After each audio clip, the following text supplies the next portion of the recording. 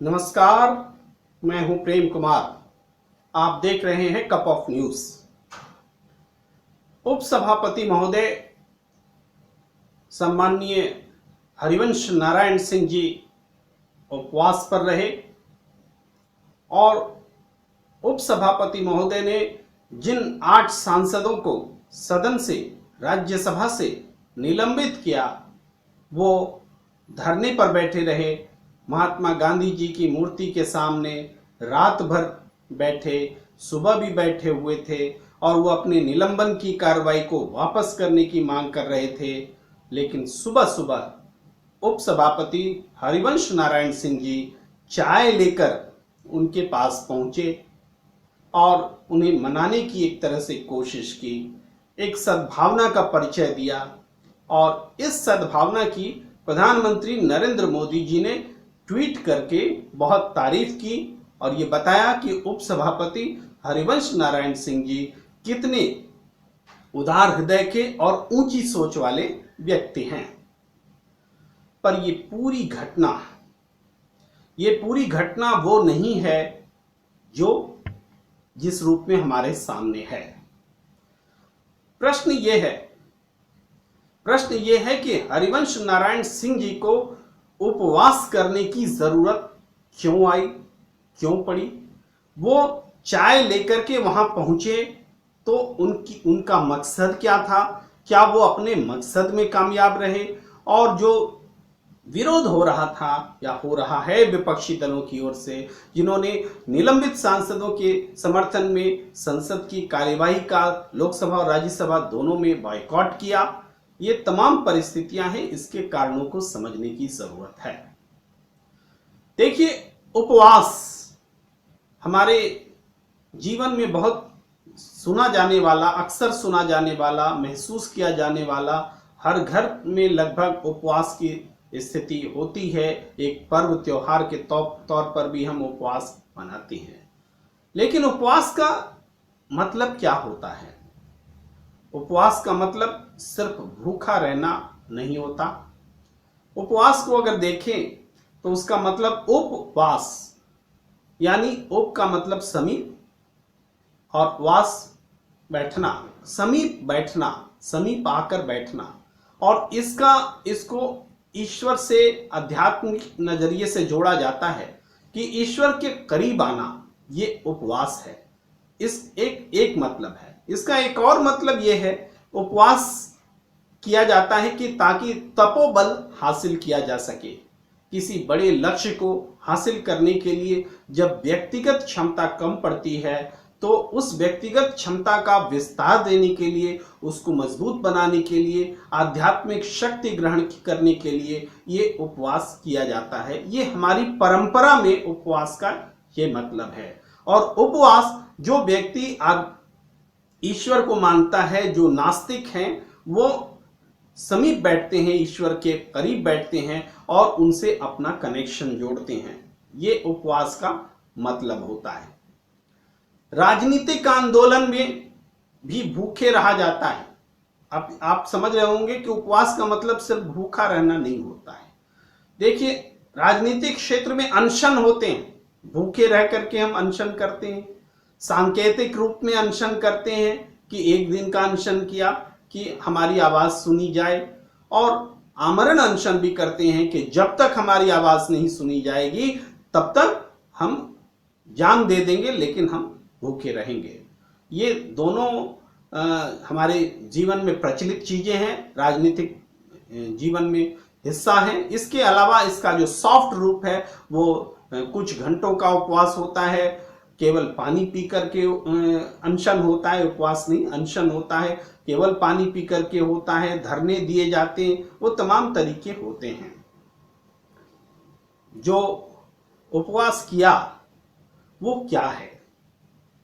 वो राजनीतिक उपक्रम है कि आध्यात्मिक है? क्या बोला जाए कि वो एक किस्म का प्रायश्चित है, क्योंकि प्रायश्चित भाव से भी अन्न छोड़ा जाता है, और अन्न नहीं खाना तो रूठना भी होता है कि राजा दशरथ से माता कैकेयी रूठ गई तो उन्होंने भी खाना पीना छोड़ दिया, खटवाइस पटवाइस ले ली। तो कहीं ना कहीं उन्होंने इस कार्य को अपनी मर्जी से किया होगा, विवेक से किया होगा और उचित समझकर किया होगा। और अगर उन्होंने ये उचित समझकर निर्णय लिया तो प्रायश्चित भाव क्यों? ये अगर चाय की केटली लेकर जाते हैं आंदोलन कर रहे 8 सांसदों के पास, तो ये एक सामान्य आचरण के तौर पर हम इसे स्वीकार कर सकते हैं, भाईचारगी के तौर पर स्वीकार कर सकते हैं, स्वीकार करना चाहिए और एक अच्छी परंपरा मानी जानी चाहिए। मगर यही भावना उन 8 सदस्यों में नहीं दिखी, वो इसको स्वीकार करते हुए नजर नहीं आए।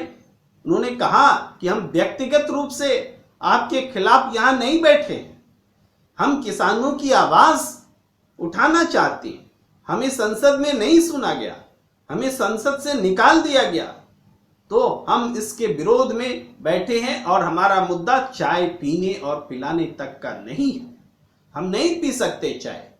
और इस तरीके से ये एक घटना घटी है। सवाल ये उठता है कि हरिवंश नारायण सिंह जी जो एक पत्रकार रहे, जो एक राजनीतिक दल के सदस्य बनकर राज्यसभा में आए और उपसभापति बने, दूसरी बार उपसभापति बने, उनको अपने निर्णय पर इस तरह से पश्चाताप क्यों करना पड़ रहा है? मैं पश्चाताप इसलिए मान रहा हूं क्योंकि उपवास के बाकी जो टर्म्स कंडीशंस हैं वो उनके उपवास से जुड़ते हुए दिखाई नहीं दे रहे। निश्चित रूप से उन्हें ग्लानि भाव है कि उन्होंने जो किया वो उचित नहीं था, इस वजह से वो पहुंचे चाय लेकर। मान लीजिए चाय लेकर जाना उसको इस वजह से नहीं भी कह सकते हैं, लेकिन उपवास को तो कह सकते हैं। आप उपवास क्या कर रहे हैं? आप प्रायश्चित कर रहे हैं, आप अनशन तो नहीं कर रहे। व्यवस्था के खिलाफ तो आप नहीं खड़े हैं कि कोई आपको न्याय देगा, आप तो खुद न्याय करने वाले हैं। आप किससे अनशन करेंगे? आप किसके खिलाफ अनशन करेंगे? तो आप अपने खिलाफ अनशन कर रहे हैं, आप अपने खिलाफ कर रहे हैं मतलब प्रायश्चित कर रहे हैं। तो इस आधार पर देखा जाए तो हरिवंश नारायण सिंह जी उपवास करते हुए जो नजर आए वो प्रायश्चित है। ये एक घटना है। इस घटना के आलोक में यह देखा जाए कि राष्ट्रीय राजनीति में जो किसानों को लेकर चिंता बनी है, जो घटनाएं घटी हैं, वो कितनी महत्वपूर्ण हैं। संसद सबसे ऊंची सदन, सबसे ऊंची जगह राज्यसभा, जहां पर के इन विषयों पर विचार होना था, हो सकता था, लेकिन नहीं हुआ। किसानों की जो चिंता है वो चिंता आज भी जायज है और सबके सामने है। एमएसपी न्यूनतम समर्थन मूल्य कुछ फसलों की बढ़ा करके सरकार ने घोषणा की है। यह हर साल होने वाली घोषणा के अनुरूप है, रूटीन भी है, लेकिन इसकी जो टाइमिंग है वो ये बताती है कि रूठे हुए किसान को मनाना है।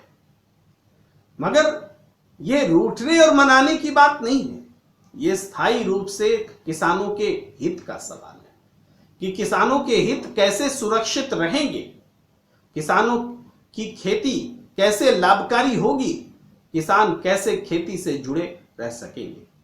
मैं ये नहीं कहता कि भारतीय जनता पार्टी की सोच बिल्कुल ऐसी नहीं है और किसानों के विरोध में ही वो खड़ी है, मैं ऐसा बिल्कुल नहीं कहता। वो तो आचरण और काम बताता है कि कौन किसके साथ खड़ा है। खुद भारतीय जनता पार्टी के पास भी किसान संगठन है, भारतीय किसान संघ, और भारतीय किसान संघ इस कृषि विधेयक से खुश नहीं है। वह खुल करके अपनी नाखुशी का इजहार कर रहा है। यानी भारतीय जनता पार्टी में भी एक धड़ा है जो ये सोचता है कि जो बिल लाए गए हैं, जो इसको पारित बताया गया है, वो किसानों के हित में नहीं है। तो सवाल यह है कि ये एक सरकार जिसको इतनी बड़ी बहुमत है, इन आशंकाओं को दूर करने में क्या अक्षम है? क्या सरकार किसानों के साथ बैठक नहीं कर सकती थी? क्या सरकार अब भी चर्चा करने का विकल्प खत्म मान बैठी है? तो अगर सरकार है यानी जिम्मेदारी है, सरकार का मतलब जिम्मेदारी, बहुमत की जिम्मेदारी।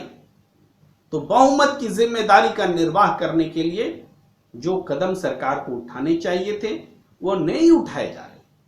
तो अब सदन में मौजूद उपसभापति, जिनसे अपेक्षा की जाती है कि वो निरपेक्ष रह करके ऐसी चर्चा को, ऐसी बहस को और उन विधेयकों को जो कि पारित होने हैं नियम के हिसाब से पारित कराएं, तो वो ऐसे में उपसभापति होकर इतना बड़ा संवैधानिक, इतनी बड़ी संवैधानिक अवहेलना कैसे कर सकते हैं कि एक विधेयक पेश हो रहा हो, उस पर मत विभाजन की मांग की जा रही हो और संविधान में प्रावधान हो कि एक भी व्यक्ति अगर मत विभाजन मांगता है तो मत विभाजन होता है, यानी वोटिंग होती है। लेकिन इस व्यवस्था का पूरी तरीके से उपसभापति उसको नजरअंदाज कर दें, अवहेलना कर दे इसकी और ध्वनि मत से इसको पारित करवा दें। एक ऐसी परिस्थिति में जब सरकार के पास स्पष्ट रूप से सदन में बहुमत नहीं है, सत्ताधारी दल के पास राज्यसभा में, जिसमें सारे विपक्षी दल, यहां तक कि सत्ताधारी एनडीए, सत्ता चलाने वाला जो गठबंधन है एनडीए, उसमें भी मतभेद हैं, यहां तक कि भारतीय जनता पार्टी के किसान संघ में भी विरोध है, तब ऐसी परिस्थिति में वोटिंग तो आपकी जरूरत बनती है, नैतिकता बनती है, और इस वोटिंग को आप कैसे नकार सकते हैं? आखिर किसके दबाव में उपसभापति महोदय ने इस संवैधानिक मर्यादा को, इस संवैधानिक जरूरत को नजरअंदाज किया? यह सवाल बहुत बड़ा है और यह सवाल चाय पिला करके खत्म नहीं किया जा सकता। यह बात जो आंदोलनकारी निलंबित विधायक सांसद हैं, उन्होंने अपने आचरण से और जुबान से स्पष्ट कर दी है और ये बात उनको समझ में आनी चाहिए। हरिवंश जी को निश्चित रूप से ये एहसास दिल में हो रहा है कि उन्होंने एक गलती की है, एक बहुत बड़ी गलती की है, उनके हाथों हुई है, चाहे वो किसी न किसी दबाव में हुई हो, और दबाव निश्चित रूप से है। अभी उपसभापति चुने हुए कितने दिन हुए थे, इसी सत्र में उन्होंने इस कुर्सी को संभाला और संभालते ही उनके खिलाफ अविश्वास प्रस्ताव लाने के लिए विपक्ष मजबूर हो गया।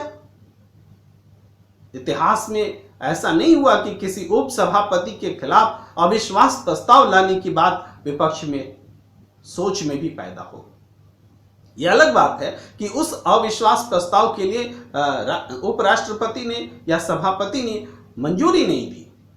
ये अलग बात है कि मंजूरी नहीं मिली और उसके तकनीकी कारण है, मगर अविश्वास प्रस्ताव का माहौल बना, ये सोच बनी, ये अपने आप में उपसभापति की कुर्सी के लिए एक बहुत बड़ी चिंता की बात है और ये सोचने समझने की बात है। हरिवंश जी के लिए व्यक्तिगत रूप से ये बहुत विपरीत घड़ी है। मैं हरिवंश जी के प्रति पूरी सहानुभूति रखता हूँ। वो मेरे आदरणीय संपादक रहे हैं, वो प्रभात खबर में मैंने भी काम किया है, उनके प्रधान संपादक रहते हुए वो मेरे आदरणीय संपादक हैं। इसके बावजूद जो राजनीतिक जब विरोध होता है तो उस समय ये रिश्ते अलग होते हैं और अलग होने चाहिए, क्योंकि राजनीतिक विरोध जो है एक ऐसी चीज है जो परिवार में भी अलग अलग होते हैं। भाई भाई में होता है, बाप बेटे में होता है, पति पत्नी में होता है, भाई बहन में होता है। राजनीतिक विरोध की यही मर्यादा भी है, यही खूबसूरती भी है, और ये विरोध जो है रिश्तों को नहीं मानती। ये विरोध गुरु शिष्य भी इस परंपरा में लड़ बैठते हैं राजनीतिक विरोध को लेकर के। तो मैं राजनीतिक तौर पर बिल्कुल अपने आप को हरिवंश जी के विचार से बिल्कुल उल्टा पा रहा हूं। मुझे आश्चर्य हो रहा है कि उन्होंने कैसे संवैधानिक मर्यादा का उल्लंघन किया, उसकी अवहेलना की। कप ऑफ न्यूज में इसी विचार के साथ आपसे विदा लेने का वक्त। पसंद हो तो आप लाइक कीजिए, शेयर कीजिए, सब्सक्राइब कीजिए और हमारा हौसला अफजाई करते रहिए ताकि यह सिलसिला बना रहे।